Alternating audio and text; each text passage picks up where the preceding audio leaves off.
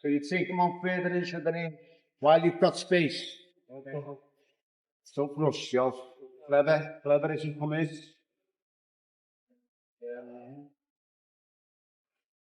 Hands in position, Josh. Ready to block. That's it. That's better. That's nice. Nice. Hall this year on Netflix. Thank you for having me. Well, you got to give credit to Jake and his team. They reached out to me, to be fair. And it was a great opportunity for me. So it's an opportunity for me to fight. I wanted to take 12 years out, or 12 months out of the game. And I'd done that. And then it was time to get back to work. So I was planning on fighting anyway. And actually, I would have been fighting this weekend. He's one of the best heavyweights ever. But I believe that fighting a smaller man is oftentimes harder as a heavyweight because of the speed difference and because of the foot speed, because of the angles, because of the head being off of the center. And so all of that power is great, and he's knocked people out. I just have to avoid that one shot. New footage has come out showing Anthony Joshua supposedly sparring with Jake Paul. The footage is unfiltered. It is sweaty. It's the kind of raw moment fight fans love. Two big names in the ring together. No hype, no stage drama, just the real impact of two bodies testing each other. Simple. Little bit of pressure. Let's do stomach off. Defend, counter. I'm with it. One shot or two, jump on season, stay on. Right away, the visuals pull you in. AJ steps forward with that massive presence he always brings. He towers, shoulders wide, chest filling the shot. He looks like a tank taught to move like a dancer. Jake comes in lighter on his feet, using that springy footwork you see from people used to smaller, quicker rivals. The contrast feels like a movie. One man is built like a fortress. The other is all tension and spring. The first touches are polite but charged. A testing jab from Jake. On your back foot, just stay there. Get used to that pressure, Josh. That's it, that's nice. Stay on your back foot though, don't go chasing on it. Okay, change over. You're on your back foot now, Joe. Let me go. Calm. This one is extremely long. I rewrote the entire clip line for line with the same length and natural English. Let me know if you want this divided into shorter parts, but here is the full simplified version with equal length. AJ responds with a controlled right hand that looks strong enough to bend a mailbox. Then the pace shifts. Someone in the corner shouts new instructions. The sparring is organized, not wild. You can tell both of them are testing distance and timing. Sometimes the gloves separate and you hear a thick, wet smack. You can feel the force of the hits through the footage. AJ lands a heavy body shot that makes Jake fold at the waist. The camera cuts and a trainer softens the moment before Jake slides back up, grinning like he expected it. Later, Jake fires a fast left hook that taps AJ on the temple. It's not a knockout shot, but it's the kind of touch that forces AJ to turn his head and reset quickly. Both men show basic respect. They bump gloves between rounds and circle each other like two hunters thinking through their choices. The footage zooms out and shows details normal highlight clips ignore. You see the breathing, the small gasp for air after long combos. You see AJ's coach's drilling adjustments. Tuck the chin. Lift the lead shoulder. Step off the line. You see Jake's corner snapping off quick combos to push his pace. There's also the strategy angle. Coaches and fighters watch differently than fans. For them, this footage is valuable. They spot habits. Who leaves the left side open after a jab, who drops the right hand while stepping back, who breathes shallow when tired. Any small habit becomes a target. That's what scares fighters. What looks cool to fans might turn into a weakness on fight night. Size matters. Jake Paul is in real danger against Anthony Joshua. The strange matchup came after Netflix cancelled Paul vs. Davis on November 14th. The size gap between Paul and Davis, the 135-pound WBA champion, raised major safety concerns. Those concerns grew so serious that the Georgia Athletic and Entertainment Commission refused to approve the fight, sending the event from Atlanta to Miami. With Davis gone, Paul now faces a far bigger threat in Joshua. So how big is the gap? Paul is 6 feet 1 inch and naturally a cruiserweight, a class capped at 200 pounds. His recent weights make it clear. Now compare that to Joshua, a 6 feet 6 inches powerhouse who has ruled the heavyweight scene for nearly a decade. In his last 3 fights, he weighed 251 against Otto Allen and 252 for both Francis Ngannou and Daniel Dubois. He also has an 82-inch reach. Even with Joshua capped at 245, Paul will still be giving up major size the moment they enter the ring. Paul said on his YouTube channel, "They said, fight a real boxer. They said, fight someone your size. They said, fight a world champion. We looked at a big list of so-called fighters. You wanted bigger. How about twice as big? He's literally twice the size of Gervonta Davis." Paul knows the danger of facing someone like Joshua, easily his hardest opponent so far. After building most of his record with UFC veterans and mid-level boxers, he now meets a real heavyweight with scary one-punch power. Paul said about Joshua, 2-time heavyweight champion, an Olympic gold medalist. "While he was winning gold, I was making vines in high school. AJ is a knockout artist with fights that ended in seconds. I won't lie, I'm a little scared," he said. And yes, little Josh is signed to my rival, Eddie Hearn. I know Eddie and everyone else thinks I wouldn't take this fight, fighting people with limited boxing experience, often older or smaller. Not surprisingly, betting sites heavily favor Joshua, with FanDuel making him a huge -1200 favorite. For the first time in his career, Paul enters as the clear underdog. The closest he came was against Tommy Fury in 2023, where he was a slight favorite before losing by split decision. The odds show the gap. Joshua has a roughly 93% chance of winning, meaning someone must risk $1,200 to win just $100. This isn't Joshua's first big spectacle fight. In 2024, he knocked out former UFC champion Francis Ngannou in round 2. Since losing to Dubois in September 2024, Joshua hasn't returned. Daniel Cormier was shocked and praised Jake for his bravery, noting there are no special rules. The result will count on both fighters' real records. The problem child, who could be knocked out, will either rise or fall in this match. Cormier, a 2-division UFC champion, told Logan Paul during a November 19 interview that if Logan was right about the fight being real, he figured there would be some limits for Joshua.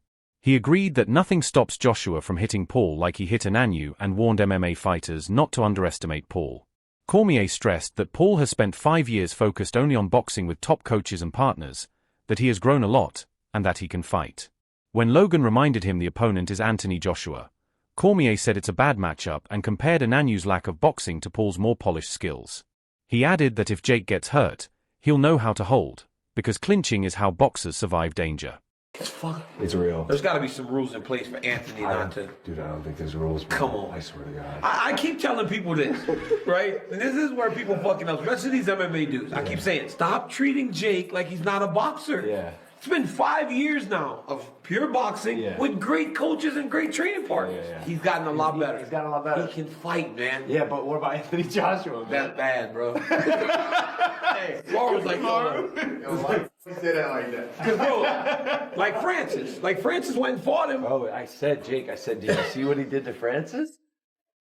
He's like, Francis is light work too. Here's also, oh my God, yeah, he is kind of crazy. Francis wasn't training boxing at the level. Short, yeah, we get it. Because I would imagine if Jake gets hurt, he knows how to hold like a boxer. Because in boxing, you know, you got to go clinch when you get hurt. Francis was kind of like just standing there. Listen to me right here. Let me tell you this. He fights Anthony Joshua with no parameters in place. Y'all better give Jake Paul his credit.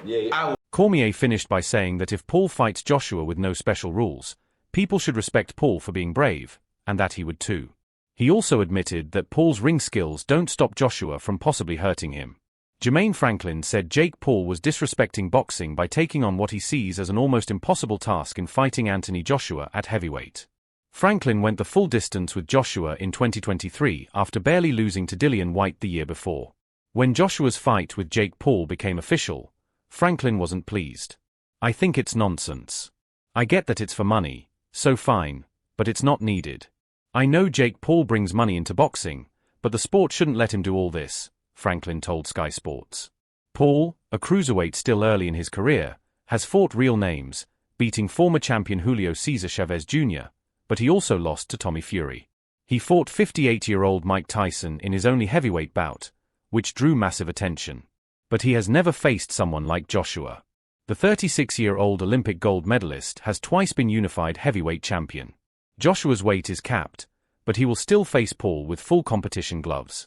For the fight, He must be under 245 pounds. I've never heard of a catchweight at heavyweight, Franklin said. He warned it could hurt Joshua's image. He said it hurts him, but maybe he won't make this money anywhere else. Other than that, there's no point. He said Jake won't earn respect until he acts like a boxer. Jake's entering the sport and making fun of it. Making a mockery of it. What he does with Serrano, I respect. She's real. But his not. Former UFC champion Tyron Woodley, who fought Jake twice in 2021, thinks Jake's decision to face Joshua isn't about Joshua but about competing with his brother, Logan. Woodley thinks the fight is driven by ambition, not rivalry. He says Jake's push to go big is what leads him into the riskiest fight of his life, possibly to outdo Logan. Woodley said Jake always takes big risks. His brand is built on going big, and he doesn't play safe like KSI. Woodley said Jake has little brother syndrome and is fighting Joshua to outshine Logan. He said Joshua's legacy won't be affected and that he didn't rig his fight with Jake. He also said AJ's weak chin is Jake's only real hope. He warned that Joshua's overconfidence could hurt him. Even though Paul is a huge underdog, Woodley says people shouldn't count him out. He points out Joshua's past weaknesses and warns that overconfidence could open the door for an upset. Woodley's angle adds more fuel to the debate about how far Jake is willing to push himself. Woodley said Jake's whole brand is going big. Not only is he facing a former heavyweight champ, but is doing it on 2 weeks' notice.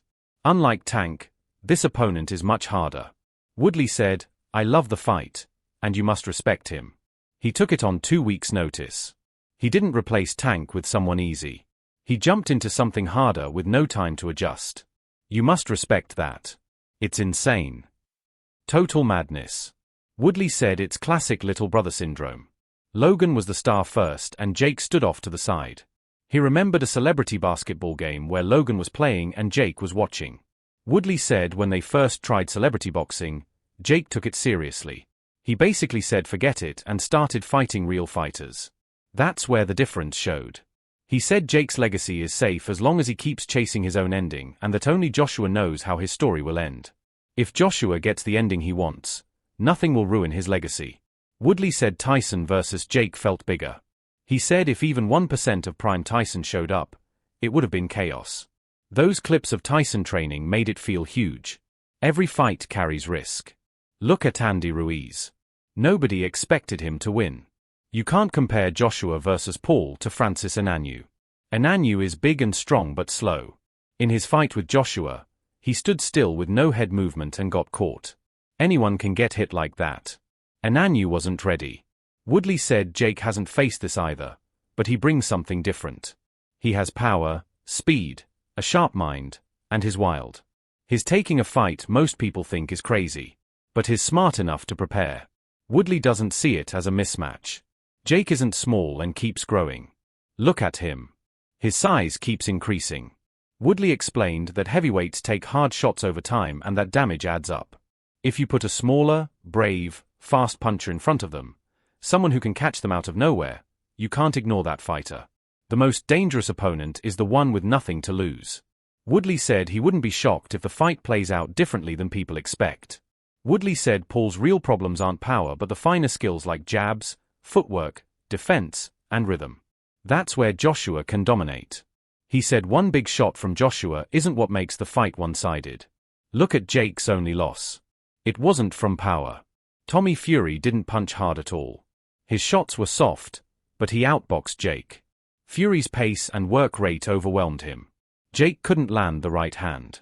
Saudi boxing chief Turki Al-Sheikh said he wants Joshua to knock out Jake Paul. He said it on the Boxing Voice, which sparked discussion as fans worry about Jake's safety. Earlier, Jake called out Joshua on his show, and people doubted the fight. Now it's real. Al-Sheikh said he hopes Joshua destroys Paul. He said a knockout would remove the headache of dealing with Jake. But he added that if Paul wins, it means Joshua is done and Paul deserves a ranking. He also said he believes Joshua has real knockout power. He said he wants the fight to feel like 991, meaning Joshua should be a clear favorite. He wasn't sure if Belonga could knock out Paul but was sure Joshua could. Many experts think Joshua could end the fight early, maybe in round 1, because of his size and power. But rising heavyweight Lawrence Oakley thinks it could go the distance. He said Joshua might not rush for knockout in the first 30 seconds. But if Jake starts landing shots, the whole fight could change and become much more interesting.